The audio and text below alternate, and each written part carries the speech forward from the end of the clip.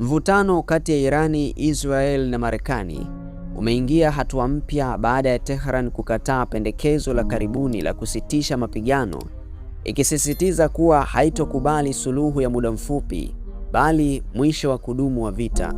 Kwa mujibu wa shirika la habari la serikali ya Irani, majibu hayo yamewasilishwa kwa Marekani kupitia Pakistan, mmoja wa wapatanishi wakuu katika mgogoro huo.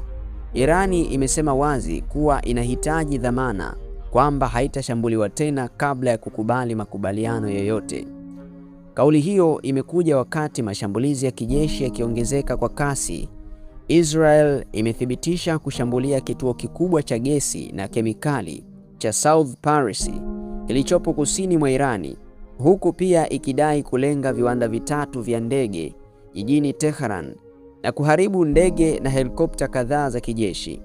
Wakati huo huo, mashambulizi ya pamoja ya Marekani na Israel yameripotiwa kuua zaidi ya watu 25 ndani ya Irani, hali iliyosababisha Irani kujibu kwa makombora na ndege zisizo na rubani dhidi ya Israel pamoja na baadhi ya nchi za Ghuba.